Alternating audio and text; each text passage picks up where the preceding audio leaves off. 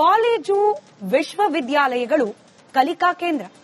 ಕಲಿಕೆ ಅಂದ್ರೆ ಕೇವಲ ಪಠ್ಯಕ್ಕೆ ಸಂಬಂಧಪಟ್ಟ ವಿಚಾರಗಳು ಮಾತ್ರವಲ್ಲ, ಜೀವನದ ಮೌಲ್ಯ ಇದೆಲ್ಲವನ್ನ ಕಲಿಸುವಂತಹ ಕೇಂದ್ರ ನಮ್ಮ ಕಾಲೇಜು ಹಾಗೆ ವಿಶ್ವವಿದ್ಯಾಲಯಗಳು.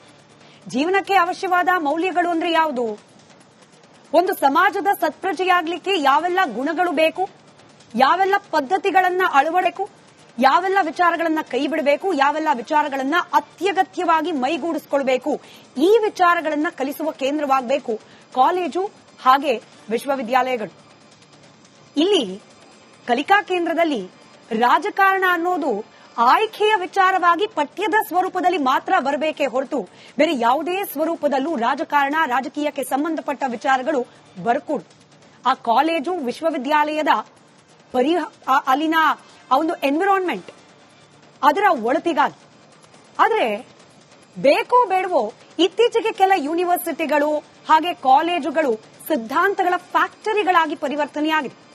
ಇಂಥ ಯೂನಿವರ್ಸಿಟಿ ಅಂದ್ರೆ ಇವರು ಇದೇ ಐಡಿಯಾಲಜಿಗೆ ಸಂಬಂಧಪಟ್ಟವರು, ಇಂಥ ಕಾಲೇಜು ಅಂದ್ರೆ ಇಲ್ಲಿರುವ ವಿದ್ಯಾರ್ಥಿಗಳು ಬಹುತೇಕ ಈ ರಾಜಕೀಯ ಪಕ್ಷಕ್ಕೆ ಬೆಂಬಲಿಗರು ಅನ್ನೋ ಅರ್ಥದಲ್ಲಿ ಆಗ್ಬಿಟ್ಟಿದೆ.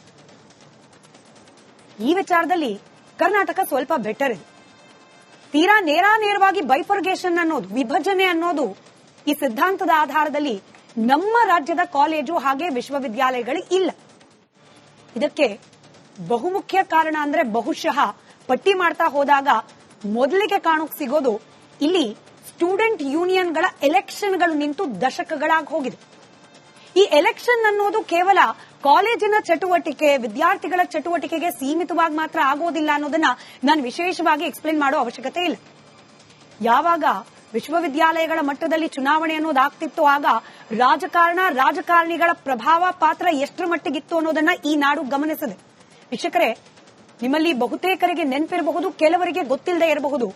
1990ರಲ್ಲಿ ಬೆಂಗಳೂರಿನ RV ಕಾಲೇಜ್ ಅಲ್ಲಿ ನಡೆದ ವಿದ್ಯಾರ್ಥಿಗಳ ಚುನಾವಣೆ ಅತ್ಯಂತ ಕರಾಳ ಇತಿಹಾಸವೊಂದಕ್ಕೆ ಸಾಕ್ಷಿಯಾಯಿತು. ಆ ದಿನದಿಂದ ಈ ದಿನದವರೆಗೆ ನಮ್ಮ ರಾಜ್ಯದಲ್ಲಿ ಅಧಿಕೃತವಾಗಿ ಸರ್ಕಾರಿ ಕಾಲೇಜು ಹಾಗೆ ವಿಶ್ವವಿದ್ಯಾಲಯಗಳಲ್ಲಿ ಚುನಾವಣೆ ನಡೆಸೋ ಹಾಗಿಲ್ಲ, ಬ್ಯಾನ್ ಆಗಿದೆ, ನಿಷೇಧವಾಗಿದೆ. ಆದ್ರೆ ನಮ್ಮ ರಾಜ್ಯ ಸರ್ಕಾರ ಇದೀಗ ಮತ್ತೊಮ್ಮೆ ರಾಜಕಾರಣವನ್ನ ಅಧಿಕೃತವಾಗಿ ಯೂನಿವರ್ಸಿಟಿಗಳ ಒಳಗೆ ಪ್ರವೇಶ ಮಾಡಿಸಲಿಕ್ಕೆ ಪ್ರಯತ್ನ ಮಾಡ್ತಿದ್ಯಾ ಅನ್ನೋ ಅನುಮಾನ. ಬ್ರೇಕಿಂಗ್ ಅಪ್ಡೇಟ್ ಮೂಲಕ ಸುದ್ದಿಯನ್ನ ನಿಮ್ಮ ಮುಂದಿಡೋ ಪ್ರಯತ್ನ ಮಾಡ್ತಿದ್ದೀವಿ. ರಕ್ತ ರಾಜಕಾರಣಕ್ಕೆ ಸಾಕ್ಷಿಯಾಗಿತ್ತು ಹಿಂದೆ ಕಾಲೇಜಿನಲ್ಲಿ ನಡೀತಾ ಇದ್ದ ಚುನಾವಣೆಗಳು. 90ರ ದಶಕದಲ್ಲಿ ನಿಂತು ಹೋಗಿತ್ತು ಚುನಾವಣೆ. ಕಾಲೇಜಿನ ಒಳಗೆ ಈ ರೀತಿಯ ಚಟುವಟಿಕೆಗಳು ಆಗೋದು ಬೇಡ, ಗಲಾಟೆ ಗದ್ದಲ ಹಿಂಸಾಚಾರಗಳಾಗೋದು ಬೇಡ ಅಂತ ಹೇಳಿ ಆಗ್ಲೇ ಹೇಳ್ತಾ ಇದ್ದಾಗೆ RC ಕಾಲೇಜು ಚುನಾವಣೆಯಲ್ಲಿ ಹಿಂಸಾಚಾರ ನಡೆದು ಹೋಗಿತ್ತು. ಆ ನಂತರ ಕಾಲೇಜ್ ಎಲೆಕ್ಷನ್ಗಳು ನಿಂತು ಹೋಯ್ತು. ಅಂದಿನ ಮುಖ್ಯಮಂತ್ರಿಗಳಾದ ವೀರೇಂದ್ರ ಪಾಟೀಲ್ರು ನಿಷೇಧವನ್ನು ಹೊರಡಿಸಿದ್ರು. ಸಾಕಷ್ಟು ಪ್ರಯತ್ನ ಆಗ್ಲೂ ಆಗಿತ್ತು ಈ ನಿಷೇಧವನ್ನು ತೆರವುಗೊಳಿಸಿ ಚುನಾವಣೆಯನ್ನ ಮತ ಮಾಡಲಿಕ್ಕೆ, ಆದ್ರೆ ಒಪ್ಪಿರಲಿಲ್ಲ. ಅದಾದ ನಂತರ ವರ್ಷಗಳೇ ಕಳೆದು ಹೋಯ್ತು. ಚುನಾವಣೆ ವಿಚಾರ ಕೂಡ ಮರೆತು ಹೋಗಿದ್ರು. ಆದ್ರೆ ರಾಹುಲ್ ಗಾಂಧಿ ಅವರು ಮುಖ್ಯಮಂತ್ರಿಗಳಿಗೆ ಬರೆದ ಒಂದು ಪತ್ರ ಇದೀಗ ಮತ್ತೊಮ್ಮೆ ರಾಜಕಾರಣಿಗಳ ಮನಸ್ಸಿನಲ್ಲಿ, ಅದರಲ್ಲೂ ರಾಜ್ಯ ಸರ್ಕಾರದ ಪ್ರತಿನಿಧಿಗಳ ಮನಸ್ಸಿನಲ್ಲಿ ಹೌದಲ್ವಾ ಈ ವಿಚಾರ ಮರೆತು ಬಿಟ್ಟಿವಿ, ಇದ್ರ ಬಗ್ಗೆ ಚಿಂತನೆ ಮಾಡ್ಲಿಕ್ಕೆ ಸಕಾಲ ಬಂದಿದ್ಯಾ ಅನ್ನೋ ಚಿಂತನೆಗೆ ಹಾದಿ ಮಾಡಿಕೊಟ್ಟಿದೆ. ರಾಹುಲ್ ಗಾಂಧಿ ಅವರು ಬರೆದ ಪತ್ರದಲ್ಲಿ ಯೂನಿವರ್ಸಿಟಿ ಹಾಗೆ ಕಾಲೇಜ್ಗಳಲ್ಲಿ ಚುನಾವಣೆ ಮಾಡುವ ಬಗ್ಗೆ ಚಿಂತನೆ ಮಾಡಿ ಅನ್ನೋ ಪ್ರಸ್ತಾಪ ಇದೆ. ಮುಖ್ಯಮಂತ್ರಿ ಸಿದ್ದರಾಮಯ್ಯನವರು ಇದಕ್ಕೆ ರಿಯಾಕ್ಟ್ ಮಾಡಿದ್ದಾರೆ. ಹಾಗೆ ರಿಪಬ್ಲಿಕ್ ಕನ್ನಡ ಒಂದಷ್ಟು ಮಂದಿ ಕಾಲೇಜ್ ವಿದ್ಯಾರ್ಥಿಗಳನ್ನ ಮಾತನಾಡಿಸಿ ಅವರಿಂದ ಅಭಿಪ್ರಾಯ ಸಂಗ್ರಹಿಸುವ ಪ್ರಯತ್ನ ಮಾಡಿದೆ. ಆ 3 ಪ್ರತಿಕ್ರಿಯೆಗಳು ನಿಮ್ಮ ಮುಂದೆ. ಸರ್, ಈಗ ಕಾಲೇಜು ಯೂನಿವರ್ಸಿಟಿಗಳಲ್ಲಿ ಕ್ಯಾಂಪಸ್ ಎಲೆಕ್ಷನ್ಸ್ ನ ಮತ್ತೆ ರೀಇಂಟ್ರೊಡ್ಯೂಸ್ ಮಾಡೋದ್ರ ಬಗ್ಗೆ ಏನಾದರೂ ಚರ್ಚೆಗಳು ನಡೀತಿದೆಯಾ ಸರ್? ಕ್ಯಾಂಪಸ್ ಎಲೆಕ್ಷನ್ಸ್ ಯೂನಿವರ್ಸಿಟೀಸ್ಗಳಲ್ಲಿ, ಕಾಲೇಜ್ಗಳಲ್ಲಿ ಈ ಸ್ಟೂಡೆಂಟ್ ಎಲೆಕ್ಷನ್ಸ್ ಬರ್ತಾವಲ್ಲ, ಅದನ್ನ ರೀಇಂಟ್ರೊಡ್ಯೂಸ್ ಮಾಡೋದ್ರ ಬಗ್ಗೆ ಏನಾದ್ರು ಚರ್ಚೆ ನಡೀತಿದೆಯಾ? ಕಾಲೇಜ್ಗಳಲ್ಲಿ ಅದು ಚಿಂತನೆ ಇದೆ. ರಾಹುಲ್ ಗಾಂಧಿ ಅವರು ಇಂಟ್ರೆಸ್ಟ್ ತೋರಿಸ್ದಂಗೆ ಕಾಣಿಸ್ತಾ ಇದ್ದಾರೆ ಸರ್. ರಾಹುಲ್ ಗಾಂಧಿ ಅವರು ಸ್ವಲ್ಪ ಇಂಟ್ರೆಸ್ಟೆಡ್ ಇದ್ದಾರೆ ಅದರಲ್ಲಿ. ಹೌದು, ವೈ ನಾಟ್ ಅಲ್ಲ ಹೇಳುದು ಸರ್. ರಾಜ್ಯದಲ್ಲಿ ಕ್ಯಾಂಪಸ್ಗಳಲ್ಲಿ ಚುನಾವಣೆ ನಡಿಬೇಕು. ಇದು ಕೇವಲ ರಾಹುಲ್ ಗಾಂಧಿ ಅವರನ್ನ ಮೆಚ್ಚಿಸೋದಿಕ್ಕೆ ಸಿದ್ದರಾಮಯ್ಯ ಅವರು ಈ ಚುನಾವಣೆಯನ್ನ ಮಾಡಬಾರದು. ಯಾವ ಕಾರಣಕ್ಕಾಗಿ ಮಾಡಬೇಕು ಅಂತ ಹೇಳಿದ್ರೆ, ಕ್ಯಾಂಪಸ್ ನಲ್ಲಿ ವಿದ್ಯಾರ್ಥಿಗಳ ನೇತೃತ್ವ ಹೊರಗೆ ಬರಬೇಕು ಅನ್ನೋ ಕಾರಣಕ್ಕಾಗಿ ಈ ಒಂದು ಚುನಾವಣೆ ನಡಿಬೇಕು. ಈ ಚುನಾವಣೆ ನಡಿಬೇಕಾದ್ರೆ ಸರ್ಕಾರ ಯಾವ ಮಾನದಂಡಗಳನ್ನ ಗಮನದಲ್ಲಿ ಇಟ್ಕೊಬೇಕಂದ್ರೆ, ಮೊದಲನೇದಾಗಿ ವಿದ್ಯಾರ್ಥಿ ಸಂಘಟನೆಗಳೇನಿದಾವೆ ಇವುಗಳ ಒಂದು ನಿಯೋಗವನ್ನ ರಚನೆ ಮಾಡಿಕೊಂಡು ಅವುಗಳ ಅಭಿಪ್ರಾಯವನ್ನ ಸಂಗ್ರಹ ಮಾಡಬೇಕು. ರಾಹುಲ್ ಗಾಂಧಿ ಅವರು ಪತ್ರ ಬರೆದಿರೋ ಉದ್ದೇಶನೂ ಕೂಡ ಅದೇ. ಈಗ ಅವರದ್ದ ಒಂದು ಪೊಲಿಟಿಕಲ್ ವಿಂಗ್ ಅನ್ನ ಆಕ್ಟಿವ್ ಮಾಡಬೇಕು ಅನ್ನುವಂತ ಒಂದು ಯೋಚನೆಯನ್ನು ಇಟ್ಟುಕೊಂಡು ಅವರು ಕರ್ನಾಟಕ ಮುಖ್ಯಮಂತ್ರಿ ಸಿದ್ದರಾಮಯ್ಯ ಅವರಿಗೆ ಪತ್ರವನ್ನು ಬರೆದಿರಬಹುದು ಅಂತ ನಾವು ತಿಳ್ಕೊಳ್ತೀವಿ. ಆದ್ರೆ ಇದೊಂದು ಅವರದ್ದು ಭ್ರಮೆಯಲ್ಲಿ ಇದ್ದಾರೆ ಅನ್ನುವಂಥದ್ದನ್ನ ನಾವು ಇದರಿಂದ ನಾವು ಹೇಳ್ಬೋದು. ಕಾಲೇಜು ವಿಶ್ವವಿದ್ಯಾಲಯಗಳು ಕಲಿಕಾ ಕೇಂದ್ರ. ಕಲಿಕೆ ಅಂದ್ರೆ ಕೇವಲ ಪಠ್ಯಕ್ಕೆ ಸಂಬಂಧಪಟ್ಟ ವಿಚಾರಗಳು ಮಾತ್ರವಲ್ಲ, ಜೀವನದ ಮೌಲ್ಯ ಇದೆಲ್ಲವನ್ನ ಕಲಿಸುವಂತಹ ಕೇಂದ್ರ ನಮ್ಮ ಕಾಲೇಜು ಹಾಗೆ ವಿಶ್ವವಿದ್ಯಾಲಯಗಳು. ಜೀವನಕ್ಕೆ ಅವಶ್ಯವಾದ ಮೌಲ್ಯಗಳು ಅಂದ್ರೆ ಯಾವುದು?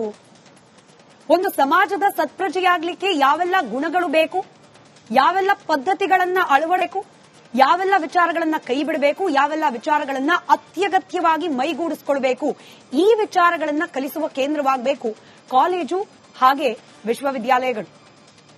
ಇಲ್ಲಿ ಕಲಿಕಾ ಕೇಂದ್ರದಲ್ಲಿ ರಾಜಕಾರಣ ಅನ್ನೋದು ಆಯ್ಕೆಯ ವಿಚಾರವಾಗಿ ಪಠ್ಯದ ಸ್ವರೂಪದಲ್ಲಿ ಮಾತ್ರ ಬರಬೇಕೇ ಹೊರತು ಬೇರೆ ಯಾವುದೇ ಸ್ವರೂಪದಲ್ಲೂ ರಾಜಕೀಯಕ್ಕೆ ಸಂಬಂಧಪಟ್ಟ ವಿಚಾರಗಳು ಬರಕೂಡದು.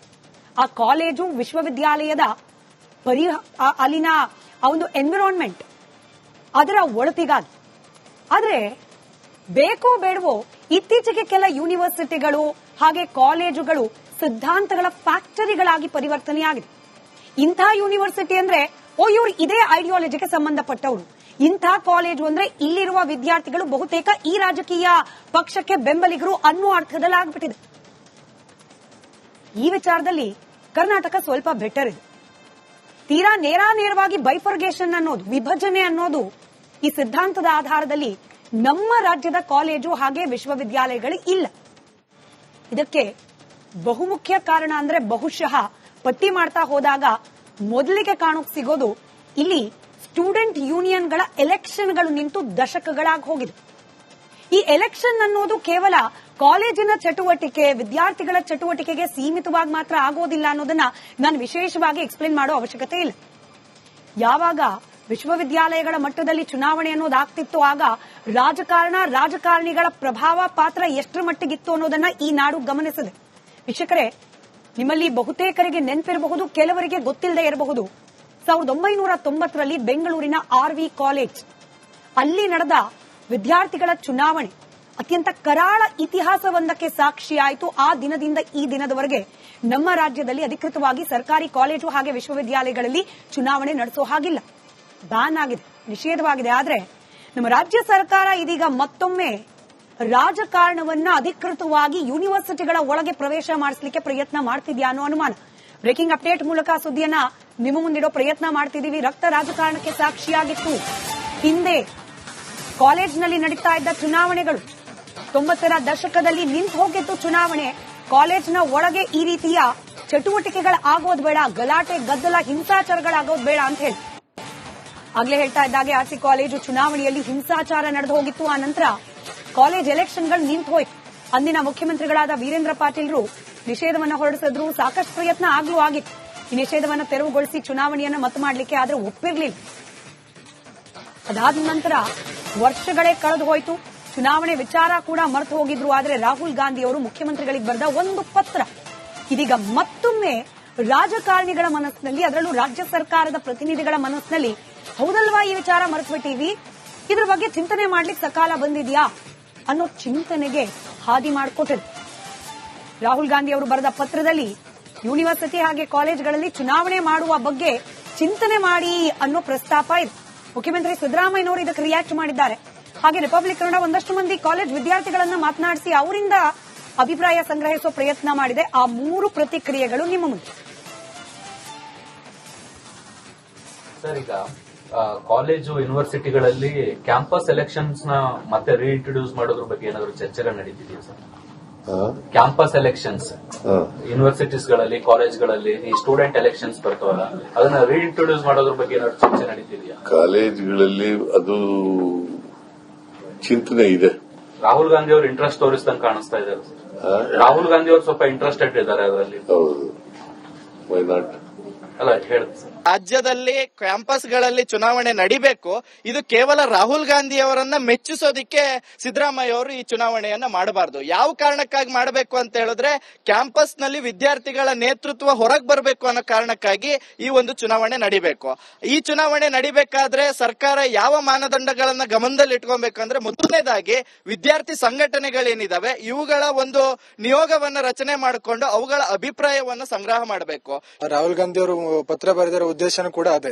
ಈಗ ಅವರದ್ದ ಒಂದು ಪೊಲಿಟಿಕಲ್ ವಿಂಗ್ ಅನ್ನ ಆಕ್ಟಿವ್ ಮಾಡಬೇಕು ಅನ್ನುವಂತ ಒಂದು ಯೋಚನೆಯನ್ನು ಇಟ್ಟುಕೊಂಡು ಅವರು ಕರ್ನಾಟಕ ಮುಖ್ಯಮಂತ್ರಿ ಸಿದ್ದರಾಮಯ್ಯ ಅವರಿಗೆ ಪತ್ರವನ್ನು ಬರೆದಿರಬಹುದು ಅಂತ ನಾವು ತಿಳ್ಕೊಳ್ತೀವಿ. ಆದ್ರೆ ಇದೊಂದು ಅವರದ್ದು ಭ್ರಮೆಯಲ್ಲಿ ಇದ್ದಾರೆ ಅನ್ನುವಂಥದ್ದನ್ನ ನಾವು ಇದರಿಂದ ನಾವು ಹೇಳ್ಬೋದು.